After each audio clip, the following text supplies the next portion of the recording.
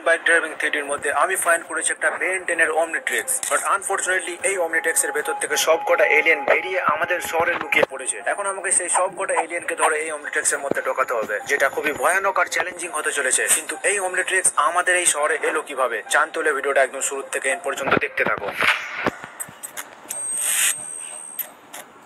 So hey guys, welcome and hi to everyone. Guys কেমন আছো তোমরা সবাই? আশা করি সবাই ভালো আছো। তো অ্যাকচুয়ালি গাইস আজ আমাদের শহরে সকাল থেকে কি হয়েছে কিচ্ছু বোঝা যাচ্ছে না। যেমনটা তোমরা দেখতে পাচ্ছ আমাদের শহরের চারিপাশে কেমন একটা ধোঁয়া টাইপের আছে, যেটা আগের দিন আমাদের শহরে ছিল না। আর এই ধোঁয়ার কারণে কখন দিন হচ্ছে বা কখন রাত হচ্ছে কিচ্ছু বোঝা যাচ্ছে না। আর এরই মধ্যে আমি আমার অফিসের কাজের জন্য বেরিয়ে গিয়েছিলাম। এখন আমার কাজ হয়ে গেছে তাই বাড়ির দিকে যাচ্ছি। আর সত্যি কথা বলতে এখন আমার কাছে ঘড়িও নেই আর মোবাইলও নেই যে আমি কটা বাজছে দেখবো। আরে আরে এটা কি হচ্ছে? বাইক আবার কি হয়ে গেল? আবে ইয়ার বাইক আবার কি হয়ে গেল? এরকম আওয়াজ আসছে কেন ভেতর থেকে? আর এক সেকেন্ড, বাইকটা তো পুরোপুরি বন্ধই হয়ে গেল। ও আচ্ছা, এখন পেট্রোল শেষ হয়ে গেছে আমি দেখিনি। বাট এখনো একটু পেট্রোল আছে, যেটার সাহায্যে আমি পেট্রোল পাম্প পর্যন্ত পৌঁছে যেতে পারবো। আর আশেপাশে পেট্রোল পাম্প কি আছে? আরে হ্যাঁ, ডান দিকে তো একটা পেট্রোল পাম্প দেখা যাচ্ছে। ভাই ধোঁয়ার জন্য তো দূর থেকে কিছু বোঝাও যাচ্ছে না, দেখে তো মনে হচ্ছে একটা পেট্রোল পাম্পই হবে। একটা কাজ করে সামনে গিয়ে দেখি ওখানে। আর যদি বাই চান্স ওটা পেট্রোল পাম্প না হয়ে থাকে তাহলে আমাকে বাইক সমেত বাড়িতে হেঁটে হেঁটে যেতে হবে ভাই। ওকে, তো ফাইনালি আমি এই জায়গায় চলে এসেছি। আর এটা তো দেখছি সত্যি সত্যি একটা পেট্রোল পাম্প। তার মানে আমি দূর থেকে ঠিকই দেখেছিলাম, কিন্তু আবার এক ঝামেলা।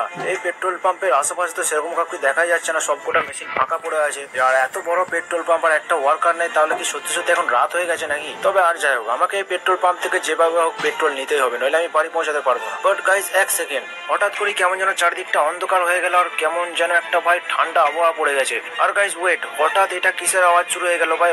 আরে ভাই, আরে আকাশ থেকে ওটা কি পড়ছে জুরাসিক পার্কের মধ্যে? গাইস দূর থেকে দেখে এমনটা মনে হলো যেন কোনো অ্যাস্ট্রয়েড আমাদের জুরাসিক পার্কের মধ্যে পড়লো। কিন্তু আমি তো শুনেছি যেখানে অ্যাস্ট্রয়েড পড়ে সেখানে একটা বড়সড় ধামাকা হয়। এখানে তো দেখছি কিচ্ছু হলো না। এখানে ব্লাস্ট হওয়ার বদলে পুরো অ্যাস্ট্রয়েডটাই তো হঠাৎ করে ভ্যানিশ হয়ে গেল। গাইস আমি আর এক মুহূর্ত দেরি করবো না, ফটাফট এই বাইকের মধ্যে নিজে পেট্রোল ভরে আমি জুরাসিক পার্কের মধ্যে যাবো। আর জুরাসিক পার্কের মধ্যে গিয়ে ভালো করে ইনভেস্ট করে দেখবো যে অ্যাকচুয়ালি রহস্যটা কি, কেন আমাদের শহর দিন দিন এভাবে বদলে যাচ্ছে। ওকে, তো বাইকের ফিউল একদম ফুল করে নিয়েছি। এরপর সোজা যাবো আমি জুরাসিক পার্কের মধ্যে। আজ সকাল থেকে পুরো শহরে ধোঁয়া, তার উপর আবার অ্যাস্ট্রয়েড পড়ছে আমাদের শহরে।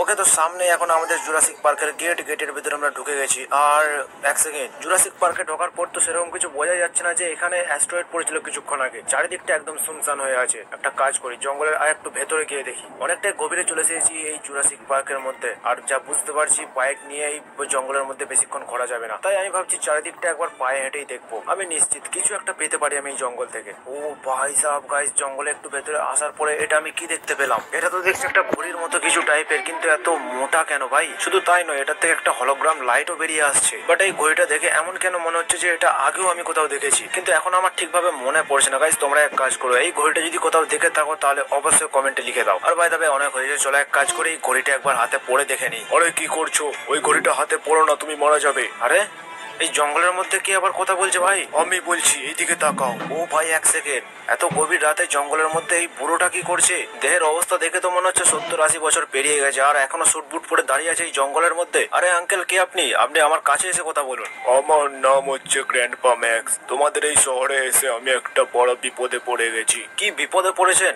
কি বিপদ বলুন আমাকে, যদি সাহায্য করতে পারি। অ্যাকচুয়ালি আমি এই পৃথিবীতে থাকি না, আমি থাকি অন্য প্ল্যানেটে। আর এই যে তোমার সামনে যে ঘড়িটা পড়ে আছে এটা হচ্ছে আমার নাতির ঘড়ি, কিন্তু এটা ঘড়ির মতো দেখতে হলেও এটা ঘড়ি নয়। এটার নাম হচ্ছে অমনিট্রিক্স। আচ্ছা, এটা অমনিট্রিক্স, নামটা তো চেনা চেনা লাগছে। আচ্ছা আপনার নাতির নামটা কি বলুন তো? আমার নাতির নাম হচ্ছে বেন, কিন্তু অনেকে সবাই ওকে বেন 10 বলে চেনে। কি বললেন, বেন 10? আরে ভাই সাব, তাই তো বলি কোথায় যেন দেখেছি আপনাকে। আপনি তো সেই গ্র্যান্ডপা ম্যাক্স, তাই না? আর বেন 10 তো আমার ফেভারিট ক্যারেক্টার ভাই। বেন কোথায় এখন? আমি ওর সাথে দেখা করতে চাই প্লিজ। এটা তো আমার ছোটবেলার স্বপ্ন ছিল যে আমি বেন 10 এর সাথে দেখা করবো আর অমনিট্রিক্স পড়ে দেখবো। আরে হ্যাঁ, আমি সবই বুঝতে পারছি। তাহলে শোনো, কিছুদিন আগে এই অমনিট্রিক্স এর ভেতর থেকে সবকটা এলিয়েন বেরিয়ে তোমাদের পৃথিবীতে চলে এসেছে আর তোমাদের শহরে লুকিয়ে পড়েছে। এখন যেভাবেই হোক সেই এলিয়েন গুলিকে ধরে এই অমনিট্রিক্স এর মধ্যে ঢোকাতে হবে, নইলে তোমাদের শহরটাকেও শেষ করে দেবে আর এই অমনিট্রিক্সটাও নষ্ট হয়ে যাবে। তাই তোমাকে এখন একটা কাজ করতে হবে, সেই সবকটা এলিয়েনকে খুঁজে খুঁজে এই অমনিট্রিক্স এর মধ্যে ঢুকিয়ে ফেলতে হবে। আমি তোমার তোমার মোবাইলে সব কটা এলিয়েনের লোকেশন সেন্ড করে দিচ্ছি, প্লিজ আমাকে এটুকু সাহায্য করো। ওকে তো গাইস, এতক্ষণে বুঝতে পারলাম আমাদের শহরে কেন এরকম প্যারানরমাল অ্যাক্টিভিটিস হচ্ছে। কারণ এখন ইন্ডিয়ান বাইক ড্রাইভিং 3D তে এলিয়েন এসে পড়েছে, সেটা আবার বেন টেনের, আর পুরো শহরে ধোঁয়া করে দেওয়াটাও ওই এলিয়েনেরই কাজ। তাই গ্র্যান্ডপা ম্যাক্সের কথা অনুযায়ী এখন আমাকে সব কটা এলিয়েনকে ধরে এই অমনিট্রেক্সের মধ্যে ঢোকাতে হবে, নইলে খুব বড় একটা বিপদ আসতে চলেছে আমাদের শহরে। অমনিট্রেক্সটা আমি পকেটে ভরে নিয়েছি, আর কিছুক্ষণের মধ্যেই গ্র্যান্ডপা ম্যাক্স আমাকে ওই সব কটা এলিয়েনের লোকেশন দিতে চলেছে।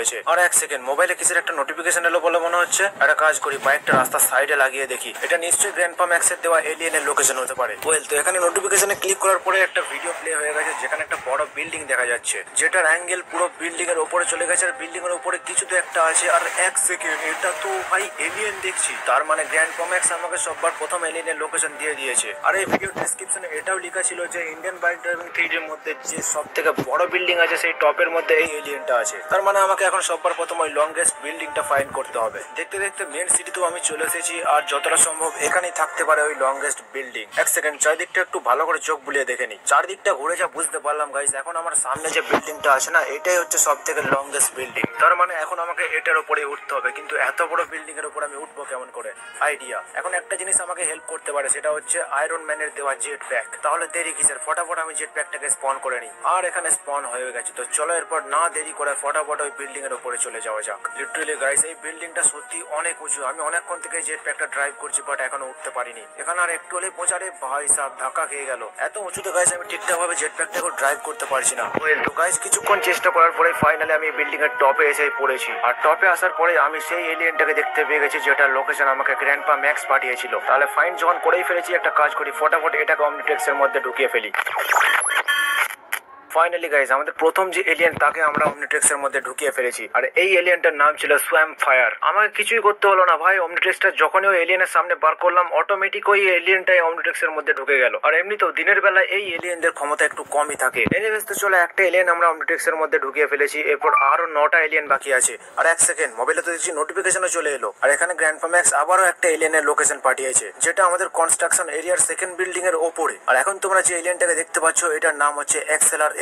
দেখে তো খুবই ডেঞ্জারাস আর খতরনাক লাগছে, কিন্তু কিছু করার নেই, এগুলো যেভাবে হোক আমাকে এই অমনিট্রেক্স এর মধ্যে ঢোকাতে হবে। সো কনস্ট্রাকশন এরিয়া যাওয়ার জন্য আমি ফটাফট আমার বাইক নিয়ে বেরিয়ে পড়ি। কিন্তু guys, here you can see, হঠাৎ করে খুব বাজেভাবে বৃষ্টি শুরু হয়ে গেল ভাই। এতটাই বৃষ্টি হচ্ছে যে আমি ঠিকঠাক ভাবে রাস্তাটাও দেখতে পারছি না। বাট ওয়েদার যতটাই খারাপ হোক না কেন, আমি যেভাবেই হোক গ্র্যান্ডপার দেওয়া মিশনটাকে কমপ্লিট করেই ছাড়বো। কিছুক্ষণ পরে আমি কনস্ট্রাকশন এরিয়াতে চলে এসেছি, আর সারপ্রাইজলি ভাই এখানে বৃষ্টিটাও থেমে গেছে। একদিকে তো ভালোই হয়েছে, চলার পর কনস্ট্রাকশন বিল্ডিং এর উপরে ওঠা যাক। ফার্স্ট ফ্লোরে আমি উঠে গেছি, এরপর আমরা যেতে চলেছি সেকেন্ড ফ্লোরে। এভাবেই আমাকে এই বিল্ডিং এর একদম টপে উঠতে হবে। আর গাইস, আমি যতক্ষণ টপে উঠছি, তোমরা একটা কাজ করো, সবাই ভিডিওটাতে একটা করে লাইক করে দাও, আর চ্যানেলে নতুন হয়ে থাকলে অবশ্যই সাবস্ক্রাইব করে দাও। কারণ তোমরা অনেকেই আছো যারা রেগুলার ভিডিও তো দেখো, কিন্তু লাইকও করো না আর সাবস্ক্রাইবও করো না। এমনটা কেন করো ভাই? প্লিজ সাবস্ক্রাইব করে দাও। আর ফাইনালি এখানে কনস্ট্রাকশন এরিয়ার বিল্ডিং এর টপে চলে এসেছি, আর টপে আসার সাথে সাথে গাইস, কিছুক্ষণ আগে আমরা যে এলিয়েনটাকে মোবাইলে দেখেছিলাম, এখন সেটাকে সামনাসামনি দেখছি। এটা কত বড় আমার থেকে। এইসব এলিয়েন যদি ফুল পাওয়ার পেয়ে যায় গাইস, তাহলে তো আমাদের পুরো পৃথিবীটাকে শেষ করে ফেলবে। না ভাই, বেশি দেরি করা চলবে না, এই এলিয়েনটাকে ফটাফট অমনিট্রেক্স এর মধ্যে ঢুকিয়ে নিই। সো আমাদের নেক্সট এলিয়েন XLR-8 কেও আমরা অমনিট্রেক্স এর মধ্যে ঢুকিয়ে ফেলেছি। জানি না এরপর কোন এলিয়েনের লোকেশন দিতে চলেছে গ্র্যান্ডপা ম্যাক্স। চলো ইয়ার, যতক্ষণ গ্র্যান্ডপা ম্যাক্স আমাদেরকে লোকেশন পাঠাচ্ছে ততক্ষণ একটু ওয়েট করে নি। বাট গাইস ওয়েট, এখানেও দেখছি এখনই নোটিফিকেশন চলে এসেছে। আরে ইয়ার, আমাকে একটু রেস্ট করতেও দিচ্ছে না গ্র্যান্ডপা ম্যাক্স। কি আর করা যাবে ইয়ার, চলো দেখে নিই নেক্সট এলিয়েন কি দিয়েছে। লোকেশনের ভিডিও তো অন হয়ে গেছে, আর এটা যতটা সম্ভব আমাদের এয়ারপোর্ট হতে পারে। এয়ারপোর্টের যে বিল্ডিংটা আছে তার ওপরেই আছে এলিয়েন, আর এই এলিয়েনের নাম হচ্ছে ঘোস্ট ফ্রিক। আর গাইস, এই এলিয়েনটা খুবই পাওয়ারফুল, আমি ছোটবেলায় টিভিতে অনেকবার দেখেছি, আর আজ সেটাকে আমি সামনাসামনি দেখবো ভাই সাহেব। গাইস, আবারও যখন আমি এয়ারপোর্ট যাওয়ার জন্য আমার বাইকটা নিয়ে বেরোলাম, সাথে সাথে আবারও সেই বৃষ্টি শুরু হয়ে গেল। আমার মনে হচ্ছে এটা নিশ্চয়ই কোনো এলিয়েনের কাজ হতে পারে, যে আমাকে এই কাজটা করার জন্য বাধা দিচ্ছে। কিন্তু এক সেকেন্ড, এই এয়ারপোর্টের মাঝখানে ওগুলো কি? রানওয়ের মাঝখানে ঘোরাফেরা করছে, এগুলো কি হতে পারে? আরে এক সেকেন্ড, এগুলো তো দেখে মনে হচ্ছে জম্বিস। একটা কাজ করি, বন্দুকের স্কোপটা খুলে একবার দেখি ভালো করে। একদম গাইস, আমি ঠিকই ধরেছি। এখন যদি আমি বিল্ডিং এর ছাদে উঠতে যাই, তাহলে এই সবকটা জম্বিস আমায় দেখে ফেলবে, আর কোনো মতেই আমাকে ওই এলিয়েনটা এই অমনিট্রিক্সের মধ্যে ঢোকাতে দেবে না। তাহলে তো এখন একটাই উপায়, আমাকে যেভাবে হোক এই জম্বিস গুলোকে মেরে ওই অমনিট্রিক্সের মধ্যে এলিয়েনটাকে ভরতে হবে। আমি যতদূর জানি বন্দুক দিয়ে এই জম্বিস গুলোকে মারা যাবে না। তাহলে এখন কি করব? একটা উপায় আমার কাছে আছে, আমি যদি ঘোস্ট রাইডার বাইক নিয়ে এদের মাঝে চলে যাই তাহলে এরা সবকটা মরে যেতে পারে। তাহলে চলো ফটাফট ঘোস্ট রাইডার বাইকটাকে ডাকি। ঘোস্ট রাইডার বাইক নিয়ে আমি পুরো রেডি হয়ে গেছি। এরপরে এই বাইকটাকে এই জম্বিস গুলোর মাঝে নিয়ে যেতে হবে, তাহলে এই জম্বিস গুলো এক একে মরতে থাকবে। আরে ভাই, আমি নিজেই তো বাইক থেকে ছিটকে পড়ে গেলাম, শিট ইয়ার। কিন্তু কোনো চাপ নেই, আমি বাইকের কাছে আছি আপাতত। বাট গাইস ওয়েট, এই জম্বিস গুলো তো আমায় কোনো মতে উঠতেই দিচ্ছে না। ভাই সাব, প্রায় অর্ধেকের বেশি জম্বিজ এখানে মারা গেছে, কিন্তু এখনো কতগুলো জম্বিজ ওইদিকে রয়ে গেছে যারা এখনো আমায় দেখতে পাইনি। তাহলে দেরি কিসের, চলো ওদেরকে উপরে যাওয়ার টিকিট ধরিয়ে দেওয়া যাক। আর আবার এদের কিছুটা কাছে আসতে এরা আমাকে সবাই দেখে ফেলেছে। আর ভাই এক সেকেন্ড, বাইক থেকে, আরে ভাই বাইক থেকে নামা চলবে না ইয়ার, কি হচ্ছে এটা? ব্যাটার ছেলে জম্বিজ গুলো প্রথম আমাকে বাইক থেকে টেনে নামিয়ে দিচ্ছে, তারপর মারতে শুরু করেছে। ব্যাটার ছেলে, তবে এই দিকে আয়, বাইকটার কাছে জাস্ট আমাকে একবার যেতে দে, তাহলে তোদের সব খেলা শেষ। তো ফাইনালি সব কটা জম্বিজ এখানে মারা গেছে। এরপর আমাকে যেতে হবে বিল্ডিং এর ওপরে, কিন্তু আমি এই জম্বিজ গুলোর মারার চক্করে অনেক দেরি করে ফেলেছি। এলিয়েনটা ওখান থেকে পালিয়ে না গেলে হয় আবার। থ্যাংক গড গাইস, এলিয়েনটা এখনো এখান থেকে পালিয়ে যায়নি। আর এখনো পর্যন্ত যতগুলো এলিয়েন আমি দেখলাম তার মধ্যে এই ঘোস্ট ফ্রিক নামে এলিয়েনটা সব থেকে বড়, যেমনটা তোমরা দেখতে পাচ্ছ। বাট গাইস কেন জানি না আমার এই ঘোস্ট ফ্রিককে দেখতে কিছুটা আলাদিনের জিনের মতো লাগে। এনিওয়েজ তো চলো, অনেক দেরি হয়ে গেছে, এরপর কথা না বাড়িয়ে ফটাফট এই ঘোস্ট ফ্রিককেও আমাদের অমনিট্রিক্স এর মধ্যে ঢুকিয়ে নিই।